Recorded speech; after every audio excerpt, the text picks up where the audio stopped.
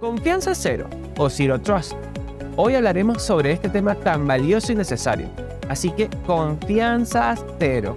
Nos puede sonar un poco duro, pero es una dinámica muy seria que debemos llevar a cabo dentro de nuestra organización si no queremos ser víctimas de los más de 135.000 millones de ataques que los ciberdelincuentes hicieron solo en la primera mitad del año pasado, en el 2022, en toda nuestra región, en Latinoamérica. Entonces, cuando hablamos de seguridad, todos nos imaginamos solo lo evidente, como el límite de la organización, los software de seguridad en el borde, pero lo que no sabemos es que el peligro real puede surgir desde dentro de tu organización. Así que por eso hoy estamos con Darwin Bejarano, Senior Technical Consultant de Manage Engine, líder destacado con más de 17 años de experiencia en el área de las tecnologías de la información y la comunicación.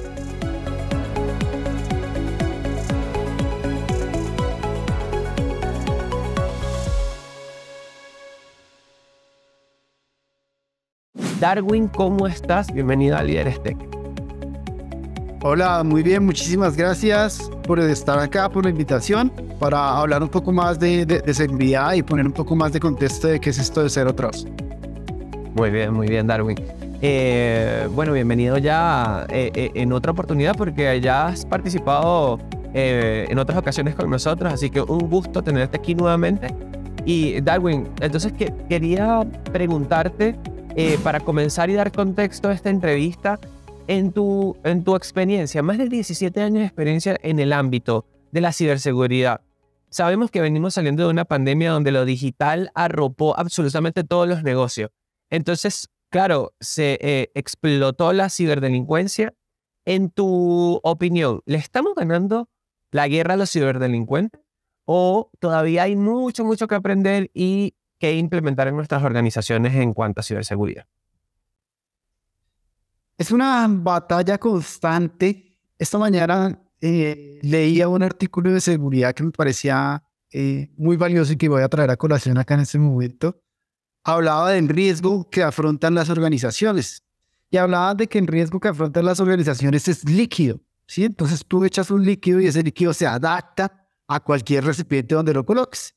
Entonces, ¿qué pasa normalmente en las organizaciones? Que las organizaciones a veces empiezan a sentir cierta confianza y tranquilidad cuando implementan un framework, cuando se alinean a un marco de buenas prácticas, cuando implementan un estándar y empiezan a implementar controles, pero esos controles son estáticos. Y como tú lo dijiste, en la pandemia explotó los ataques, las diferentes técnicas que usan los ciberdelincuentes. Entonces, nosotros constantemente tenemos también que estar adaptando y mirando esos controles si ya son suficientes o si debemos implementar o hacer algunos ajustes al interior de la organización. Entonces, esto es una tarea constante que debemos realizar.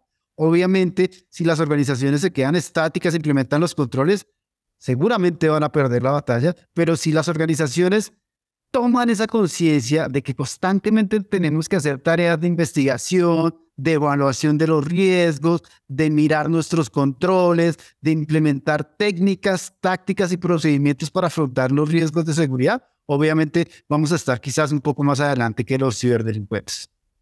No, muy bien. Son palabras alentadoras para todo esto que se está viviendo hoy y es digamos, como un alivio, ¿no? Escuchar que sí, porque ante tanta cantidad masiva de ataques, claro, no es muy tangible para todas las personas saber que hay personas como tú que están atrás del escritorio batallando, ¿no? Día a día contra esta gente para evitar temas serios, ¿no? Que se dan en cuanto a los ciberataques, estafas, etcétera, ¿no? Pérdida de líquidos, etcétera. Así que, Darwin, otra pregunta que quería hacerte que me da mucha curiosidad. Con tantos años de experiencia en lo que ya haces en todo este tema de la seguridad, para ti, ¿qué es eso tan sencillo que hacen adentro de las organizaciones los empleados, los usuarios, los socios? Que puede ser algo tan sencillo, pero que a la vez puede representar un peligro, una amenaza muy grande, ¿no? Para la seguridad de una organización.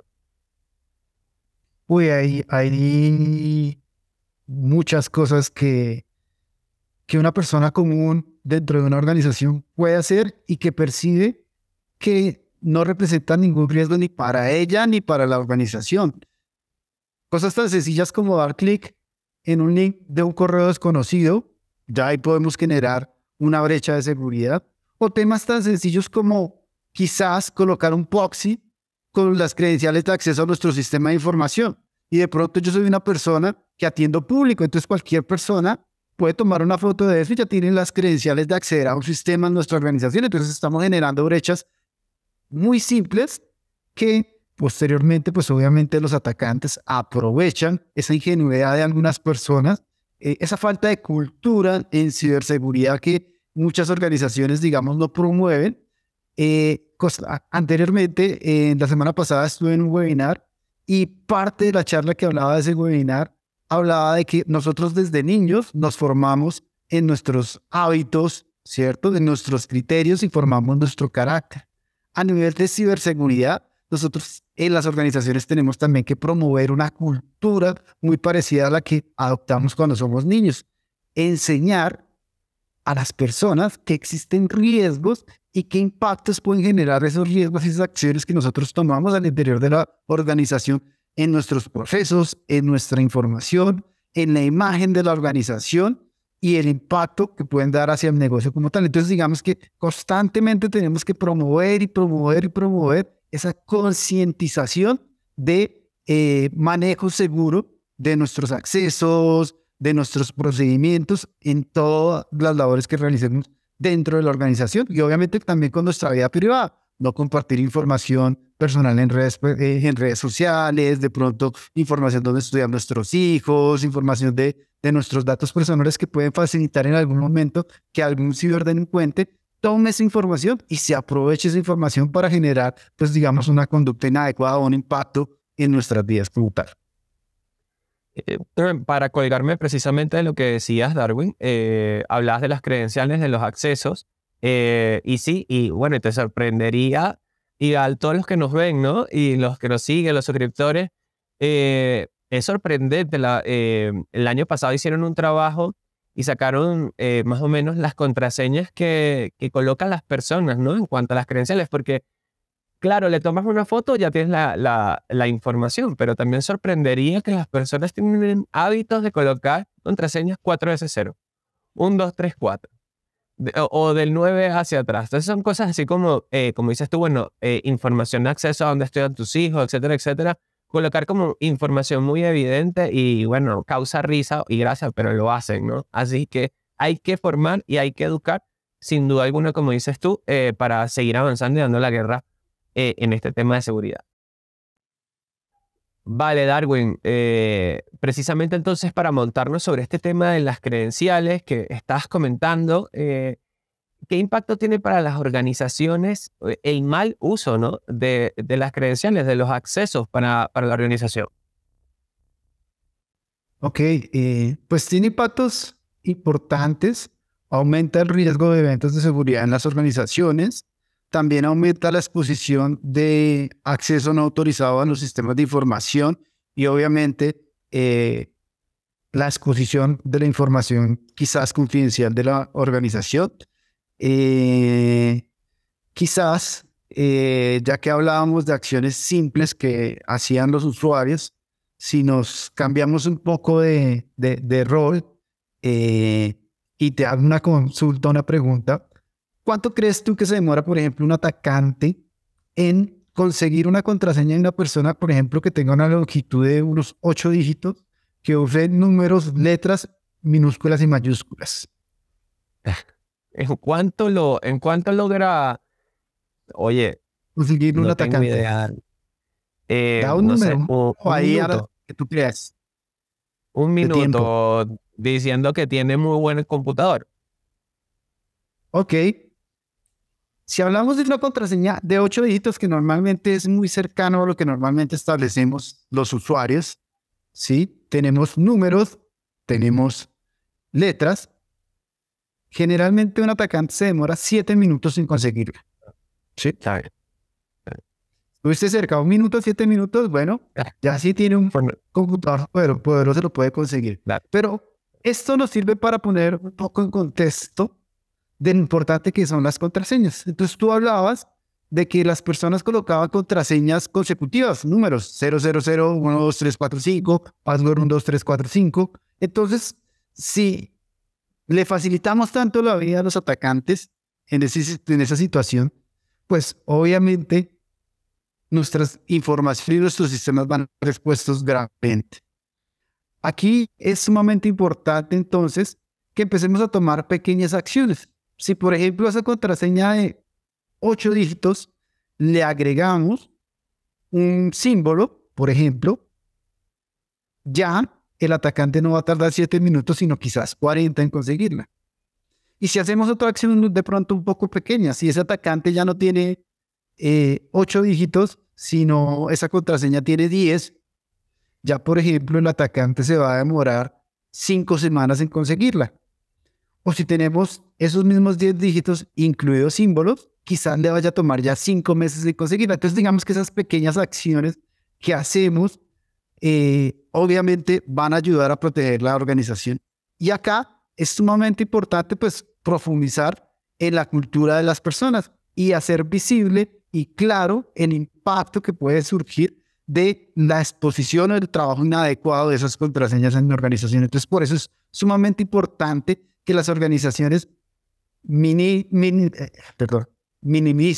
ese riesgo de contraseñas, implementen políticas que les permitan controlar qué tipo de contraseñas implementan las personas en su organización. Claro, claro. Y para aportar un poco más, también está que te he oído hablar, los demás métodos, ¿no? de seguridad que existen, no solamente la contraseña, sino la biometría, que está también muy desarrollándose, ¿no? El tema de la huella dactilar, el tema de la cara, del reconocimiento facial.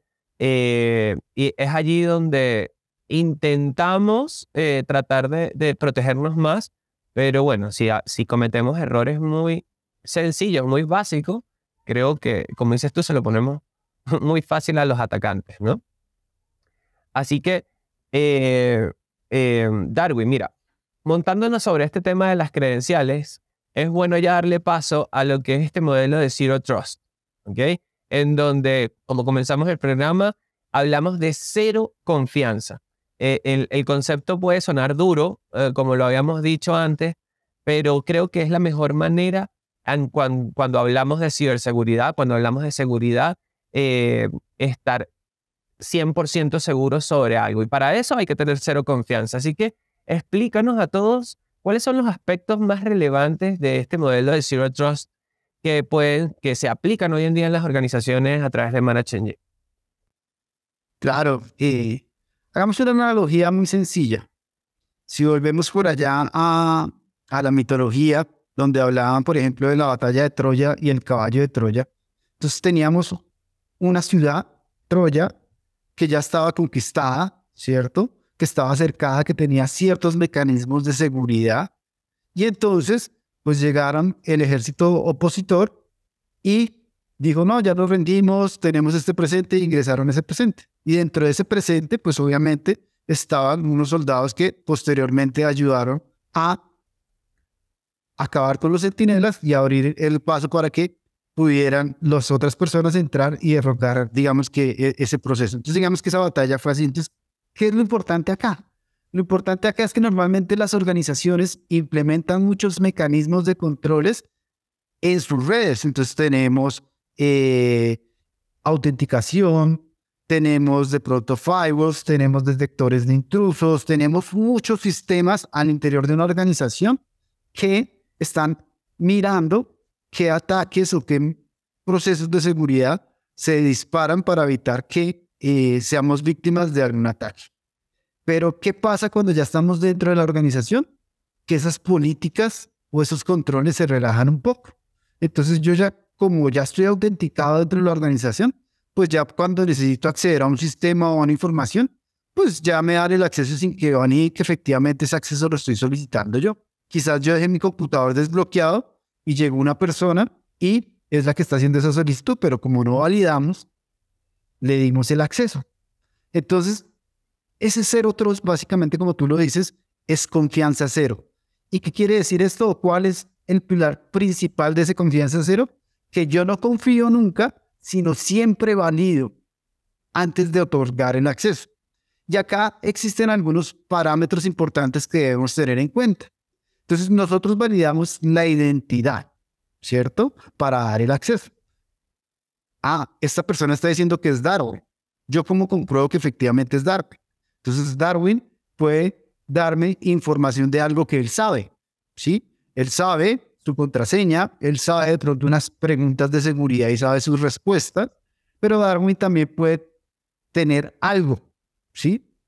¿Qué puede tener Darwin? Puede tener un dispositivo móvil donde recibe un código y valida que efectivamente es Darwin. Puede tener un token físico o virtual donde también puede recibir un código.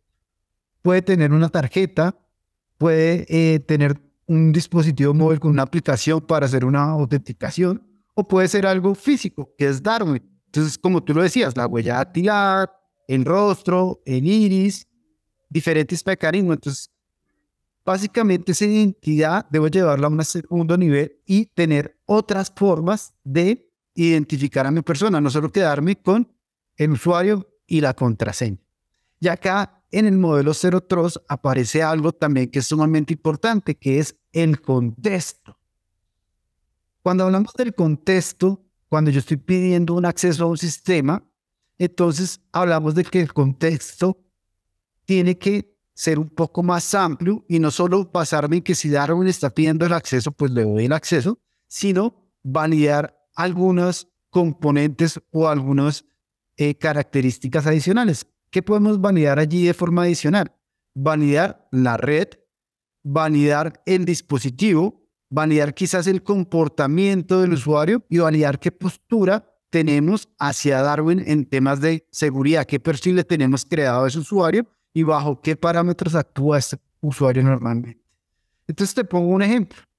Si yo, Darwin Bejarano, llego a mi oficina y me autentico y voy a hacer una solicitud de conectarme a un servicio y estoy haciéndolo desde mi red corporativa, lo estoy haciendo desde mi computador corporativo, pues digamos que ahí el contexto es un poco más seguro porque la red corporativa tiene mecanismos de protección. Mi computador corporativo muy seguramente va a estar actualizado con todos sus parches, va a tener un antivirus, va a tener ciertas políticas que hacen que ese dispositivo sea más seguro. Pero si yo voy y hago esa misma solicitud en otro contexto, quizás estoy en una red pública, en una Wi-Fi pública de un hotel o de un centro comercial o de un sitio público, estoy usando mi computador personal, no el computador corporativo, que el computador personal puede no estar actualizado, puede tener antivirus como puede no tenerlo. Entonces digamos que ese contexto ya sería más riesgoso al solicitar el acceso. Entonces yo tengo que hacer una evaluación con base en ese perfil que creo y definir si efectivamente genero esa autorización de ese acceso o le digo a esa persona no te voy a dar el acceso o te voy a dar un acceso condicional si tú me haces una validación adicional y me muestras que efectivamente eres tú. ¿Podrías decirnos cuáles serían esos factores que nos permite o que Managed Engine permite a sus clientes condicionar el acceso al sistema? Ahorita nos estabas hablando, por ejemplo, del borde, cuando ya la gente sale del límite de la empresa. Claro que me imagino es un dolor de cabeza enorme, y con lo de la pandemia, todas las personas trabajando fuera de la oficina, fuera de esa computadora corporativa y fuera de esa red que ya tiene la organización, ¿no? Obviamente que para ustedes fue un dolor de cabeza, así que si nos puedes decir cuáles son entonces esos factores que nos permiten controlar, ¿no?, esos accesos. Claro, entonces ya lo hablamos. El dispositivo es donde estamos haciendo la solicitud. Okay. La red también lo puedo hacer por la geolocalización del dispositivo. Ahora la mayoría de dispositivos tienen Windows 10, son equipos tipo laptop, entonces tienen GPS y nos pueden decir dónde están ubicados. Entonces la geolocalización es un parámetro. También lo podemos hacer por la hora en que me está haciendo esa solicitud de acceso. Si normalmente Darwin Bejarano trabaja de 8 a 5 y yo le doy esa autorización para que trabaje de 8 a 5, entonces pues generalmente si me hace una solicitud de acceso en un horario no corporativo, en un horario fuera de esa franja que normalmente él lo hace, pues puede ser otro tema que me puede condicionar el acceso. Y por último también el comportamiento. Si Darwin normalmente ingresa a la organización a las 8 de la mañana y finaliza a las 5 y en ese horario de rango me está haciendo las solicitudes de acceso a mi sistema, pues ese es el comportamiento habitual de Darwin. Pero si de repente me llega una solicitud de acceso un domingo a las 2 de la mañana, pues eso ya se sale del parámetro o del patrón de comportamiento de Darwin. Y ahí es donde yo tengo que estar alerta y mirar si efectivamente esa solicitud sí es real de Darwin o si es posiblemente un ataque que están intentando realizar allí. Claro, por eso es que es muy, muy importante entonces que bajo este esquema se analice el comportamiento de los usuarios, ¿no? De una organización. En este caso, Zero Trust analiza, te pregunto, analiza, no sé cómo lo hacen, si lo hacen segundo tras segundo, hora tras hora, día tras día, pero analizan entonces el comportamiento de sus usuarios, de la organización de sus clientes.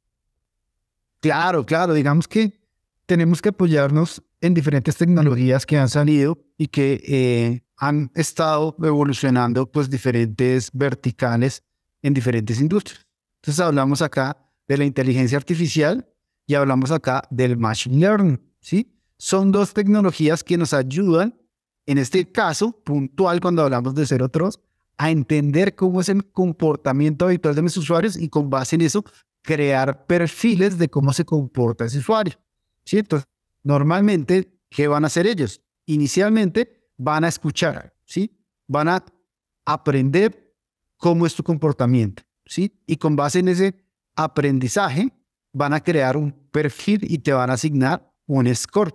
Entonces, Darwin normalmente hace estas actividades en esos horarios, con estas características, con estas peticiones. Con eso se crea un perfil. Cuando Darwin hace una solicitud, está fuera de ese perfil, entonces digamos que le empieza a bajar el score a Darwin y empieza a generar alertas que posiblemente después puedan ser atendidas por las personas de seguridad, analizadas si efectivamente generan un riesgo en la organización o si son acciones que estaba haciendo Darwin y que de pronto estaba atrasado en el trabajo y finalmente decidió el fin de semana ponerse a adelantarse, por ejemplo, ¿sí? Podría ser un tema válido, pero también podría ser un tema de un posible ataque como tal. Entonces, apoyados en esas dos tecnologías, la herramienta lo que va a hacer es analizar todos tus accesos, todas tus solicitudes y crear perfiles y con base en ese perfil asignarte una calificación. Y a medida que te salgas de ese perfil, esa calificación va a empezar a descender para generar las alertas para que se tomen las acciones correspondientes. En este contexto de Zero Trust, de cero confianza, de confianza cero, ¿cuáles son los aspectos que hay que analizar como organización antes de implementar esta dinámica de confianza cero? Ok. Como organización, siempre para todo tema tecnológico que tenga que ver con seguridad, que tenga que ver con la implementación de algún framework, siempre lo primero que tenemos que tener es el respaldo de la alta gerencia, ¿sí? Es parte de siempre, de todas las recomendaciones si yo quiero implementar confianza cero, si yo quiero implementar un marco de referencia de gestión de servicios como ITIL, como ISO 20000, cualquier framework de tecnología, siempre tengo que tener un respaldo del área de la alta dirección. ¿Listo? Ahora bien, ya después de que tengamos ese respaldo de la alta dirección, obviamente yo tengo que tener establecido un gobierno, ¿sí? Donde se definen las políticas y los principios en los que vamos a abordar pues, las diferentes situaciones y los diferentes procesos de la organización. Claro, enfocados en mitigar los riesgos de la organización, pero siempre buscando el balance en que las medidas de seguridad no generen obstáculos para el desarrollo normal de los procesos de la organización, ¿sí? Tecnología y seguridad no quiere decir que empecemos a crear políticas donde tienes que colocar una contraseña que tenga números, que tenga claves, que tenga 30 caracteres y que finalmente cuando el usuario necesita establecerla dura 1 hora intentándolo y no lo puede hacer y tiene que llamar a la mesa de servicio y tiene que pedir apoyo y finalmente dura medio día sin poder trabajar, ¿sí? Generalmente lo que tenemos que buscar es el balance en que estemos protegidos, y que le hagamos la vida fácil a nuestros usuarios con las medidas. Entonces, en este caso, pues una analogía, cuando yo, por ejemplo, tengo un terreno y quiero empezar a construir una casa, pues yo no llego y empiezo a construir la casa de buenas a primeras. Yo primero tengo que preparar mi terreno. Entonces, primero preparo mi terreno, quizás hago una limpieza en el terreno, después empiezan unas excavaciones, construyo unos cimientos y después de que los cimientos ya están, sí empiezo a levantar todo mi edificio, mi casa. ¿Listo? Entonces, cuando yo voy a implementar un marco de referencia de seguridad o un framework de buenas prácticas como Zero Trust, pues yo también tengo que hacer lo mismo. Yo tengo que analizar mi casa, cómo está, hacer un diagnóstico de cómo estamos, con base en ese diagnóstico definir qué aspectos debemos mejorar, qué políticas debemos implementar, cómo podemos depurar y limpiar, digamos, nuestros sistemas de información o nuestro directorio activo, de pronto de usuarios que ya no trabajan en la compañía y que todavía estén dados de altas en los sistemas,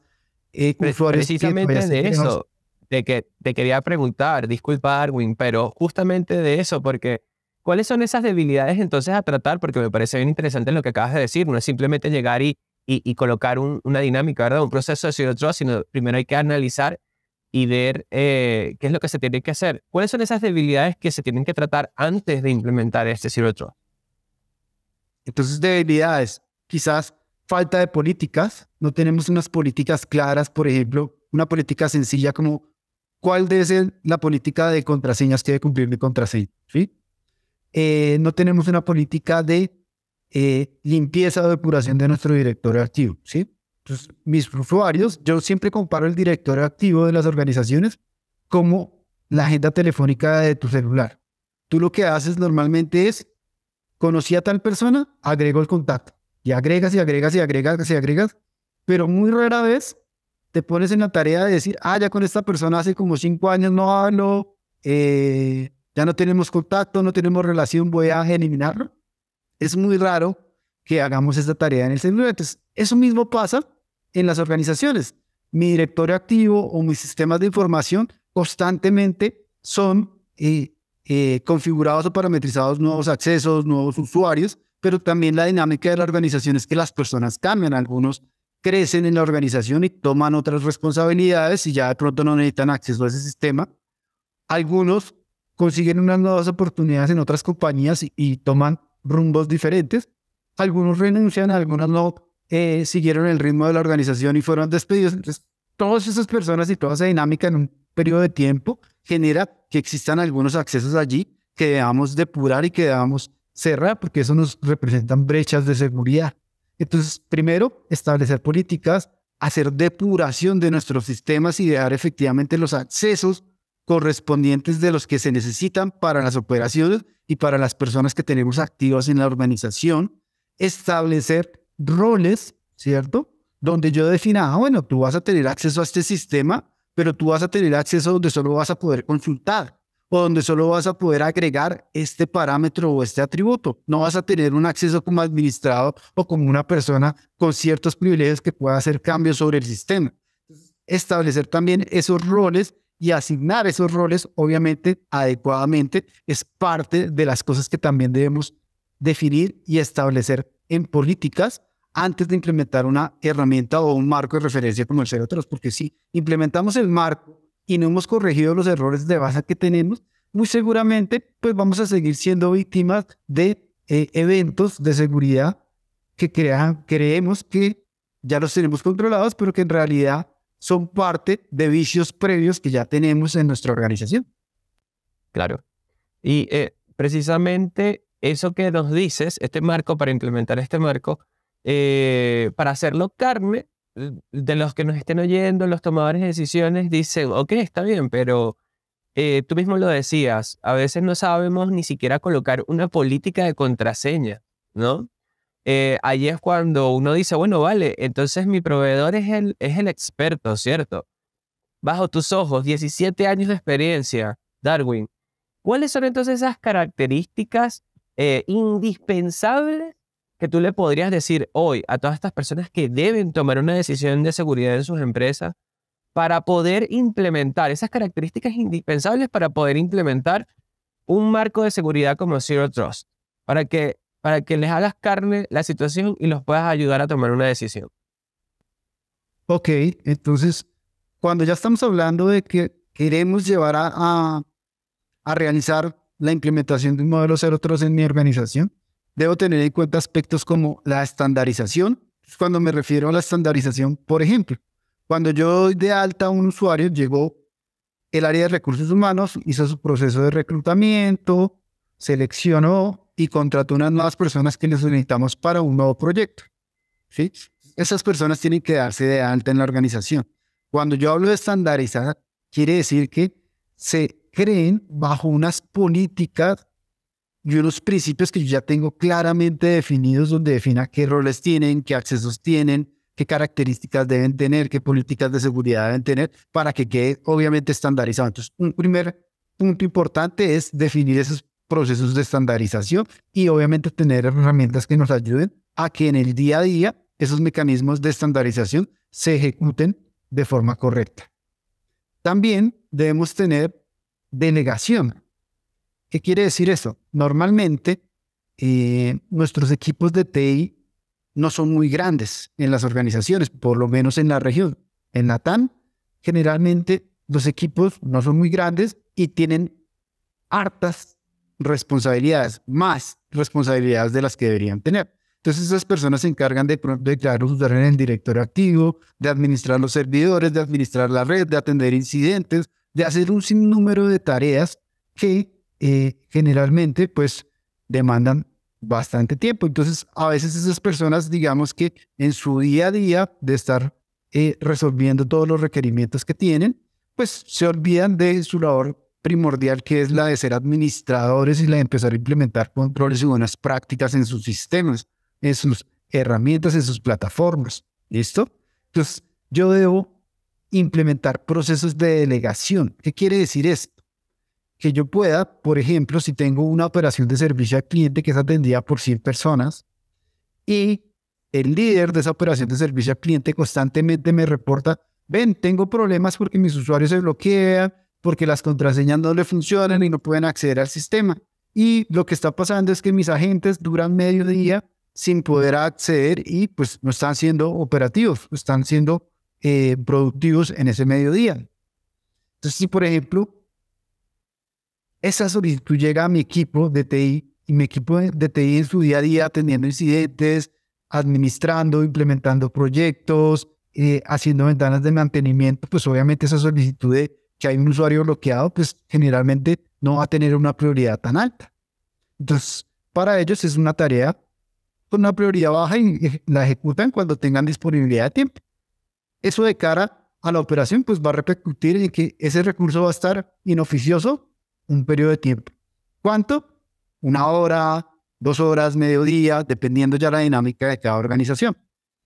Entonces, en esa situación, ¿qué debemos hacer? Por ejemplo, yo podría crear una delegación donde el coordinador de esa área le doy de forma granular la capacidad de que él pueda entrar y desbloquear sus usuarios de la operación de servicio al cliente o cambiarle la contraseña. Cosa de que él, cuando tenga esa situación, la reporte, pueda entrar en 1 minuto, resolver la situación y no esperar que llegue al área de tecnología, llegue al ingeniero, el ingeniero se desocupe de su día a día y pueda resolver esa situación. Entonces debemos hacer estos procesos de delegación controlados. Eso no quiere decir que la persona vaya a tener acceso de forma administrador, sino lo ejecuta de forma no invasiva, sino yo ya tengo mis credenciales en mi sistema y mi sistema se encarga como de elevar esos privilegios y de hacer la acción, pero mi usuario operador, mi usuario líder de la campaña de servicio al cliente no tiene privilegios dentro de mis sistemas donde estoy haciendo el cambio. Entonces, la delegación es importante. Lo hablábamos también, tú lo mencionaste, los múltiples factores de autenticación. Entonces, para implementar un tema de Zero Trust, yo debo tener múltiples factores de identificación de mis usuarios. También debo tener políticas de reforzamiento de contraseña. Entonces, definir cómo es una contraseña segura y generar conciencia en mis organizaciones que una contraseña segura no tiene que ser una contraseña que nadie entiende y que nadie se aprende, sino que una contraseña segura puede ser, por ejemplo, una frase que sea sencilla para ti, pero que al ser larga pues ya va a ser más compleja. Entonces, por ejemplo, para mí puede hacer sentido, me gusta mucho la bicicleta, montar bicicleta, entonces yo podría colocar una frase como monto bicicleta los fines de semana, y para mí eso es una frase que tiene sentido, pero cuando lo coloco en términos de cantidad de caracteres, en términos de una contraseña larga, fuerte, de pronto si le meto números, monto bicicleta los 20 de cada mes, por ejemplo, ¿sí? Entonces ahí ya le estoy metiendo más complejidad y no tiene que ser algo que yo olvide fácilmente, porque normalmente cuando pensamos que establecer una contraseña fuerte, entonces empiezan allí las contraseñas que uno ni siquiera puede leer, ¿sí? Que se generan de forma aleatoria, que son seguras, pero que el usuario obviamente nunca se va a aprender. ¿Y qué va a pasar con un usuario que nunca se aprenda la contraseña? Que muy seguramente va a tener algún evento de intentos fallidos y se va a bloquear su contraseña. También, con ese manejo de políticas de reforzamiento de contraseñas, también va de la línea como cuando hablábamos de hacer la vida simple a mi usuario. Entonces aparecen temas como el single sign-on o la autenticación simple. ¿Qué quiere decir eso? Básicamente que para ingresar a diferentes sistemas, yo utilizo mis mismas credenciales. Entonces, no todas las personas que nos están viendo creo que han utilizado el single sign-on alguna vez en su vida. Entonces, cuando tenemos una red social como Facebook, como Instagram, y necesitamos crearnos o registrarnos en otra página, generalmente nos da la opción de decir, bueno, usted quiere registrarse con su cuenta de Google, quiere registrarse con su cuenta de Facebook, quiere registrarse con su cuenta de Instagram, y utilizan ya esa identidad que está creada para que no tengas que crear un nuevo usuario y una nueva contraseña. Entonces, básicamente eso es llevarlo al ámbito empresarial y que mis usuarios con su credencial de red puedan acceder a todo el portafolio de aplicaciones a los que necesitan acceso.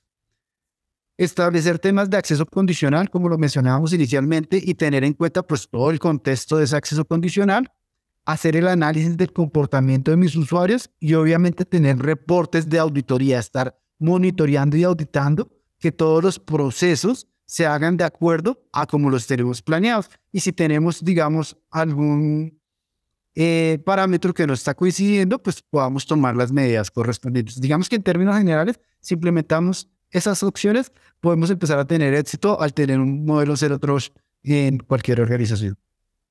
Muy bien, Darwin. Muy interesante todo lo que dices. Mucha información pasa por la obviedad, porque la gente como que no, sí es obvio, pero nadie lo hace, ¿no?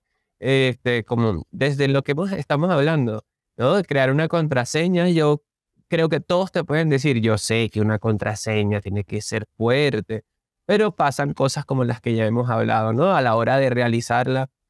También muy interesante este tema de la múltiple capacidad de poder loguearse en diferentes plataformas y dentro de la plataforma de Zero Trust. Bien interesante, lo podríamos dejar para una próxima entrevista porque, claro, ya la vida digital tiene millones de contraseñas y millones de usuarios, ¿no? Que tienes que crear para poder acceder. Entonces sé que esto es un evento que ustedes se enfrentan a diario y creo que, bueno, hablar sobre cómo lo solventan y cómo hacerle la vida más fácil al usuario es un tema bien interesante también de qué hablar. Darwin, para terminar, ¿por qué Zero Trust? Te dejo la ventana abierta para que te dirijas a todos nuestros suscriptores, a todas estas personas que están en el puesto de trabajo, que tienen la necesidad de tomar esta decisión de seguridad. ¿Por qué Zero Trust? ¿Por qué es importante? Y bueno, creo que pensar desde adentro hacia afuera para dar este puntapié y pensando en la prevención más que en la reacción, estamos mucho más seguros, ¿no? Sí, claro. Digamos que es parte de esas estrategias que debemos implementar al interior de las organizaciones, que no sí tienen que salir de la área de seguridad, sino que tienen que estar enfocadas, como tú lo has dicho, a ser más proactivos que reactivos, porque cuando somos reactivos, pues ya tenemos el problema y tenemos es que mirar cómo lo resolvemos. Si generamos, implementamos controles, estrategias que nos ayuden a evitar esos problemas, obviamente digamos que los resultados van a ser mucho mejores y el control y los impactos que tengamos de cara hacia el negocio, pues también van a ser mucho mejores. vamos a minimizar todos esos riesgos de seguridad asociados a ataques. Tú lo mencionabas cuando iniciamos, que dentro de las organizaciones muchas veces empiezan los ataques. Es verdad, casi el 33% de los ataques que ocurren en cualquier organización empiezan desde un atacante adentro, desde un insider, ¿sí? Que tenemos un insider. Entonces, sí, empezamos a implementar esos mecanismos de control, obviamente empezamos a cerrar esas puertas por las que los atacantes pueden empezar a entrar. Así es, Darwin. Bueno, muy interesante, como te decía, todo lo que nos dices. Nosotros encantados de volver a tenerte aquí. Esta es tu segunda oportunidad con nosotros. Como siempre te digo, nos dejas mucha tela que cortar. Invitarte de nuevo para que seas parte de Líderes Tech. Es todo un placer. Y bueno, señores, aquí les dejo a Darwin Bejarano, Senior Technical Consultancy de Manage Engine, ¿okay? Una empresa de tecnologías de la información de las más importantes que impactan en el día a día de Latinoamérica y de la tecnología. Así que todo un placer, Darwin. Gracias por estar aquí con nosotros. No, el placer es mío. Muy agradecido con la oportunidad que me brindas acá nuevamente de compartir ciertos tips, ciertos conocimientos que puedan ayudar a las organizaciones, que puedan ayudar a ciertos colegas que se manejan en esta área de tecnología, en este tema de seguridad, en las organizaciones, que a veces pueden ser sencillos y que cuando los implementamos podemos empezar a tener resultados que son visibles, y obviamente eso nos va a dar pie para que de pronto crezcamos en nuestros proyectos e implementemos ya un marco de referencia. Entonces podemos empezar con tareas sencillas como definir nuestra política de contraseñas, ¿cierto? Ver el impacto que se pueda generar y ya ir escalando para obtener más de pronto recursos al interior de nuestras organizaciones para implementar ya frameworks como el Zero Trust. Por supuesto que sí, Darwin. Creo que la burocracia siempre va a estar presente dentro de los procesos como un obstáculo, pero es algo con lo que tenemos que aprender a vivir y agilizar, ¿no? Bien lo decías temprano en la entrevista. Si tienen primer paso, tener la bendición, por así decirlo, de la directiva, y de ahí en adelante pues empezar a tejer y coser. Darwin, un gran abrazo, gracias por estar aquí. A ustedes que nos vieron, muchísimas gracias por quedarse con nosotros hasta el final. Recuerden darle a la manito de like, compartir este contenido con todos sus allegados y conocidos, que sepan que les hace, como dice Darwin, mucha falta darse cuenta o tener tips o qué tipo de empresas dan este tipo de servicios. Manage Engine, expertos en ciberseguridad y tecnologías de la información. Nosotros encantados de traerle nuevamente un capítulo nuevo de Líderes Tech con un líder y las empresas, darle a conocer los líderes y las empresas que están impactando en nuestro mundo. Gracias por estar ahí, se les quiere, y quien les habló, un servidor, César Lira. Hasta la próxima. Chau, chau.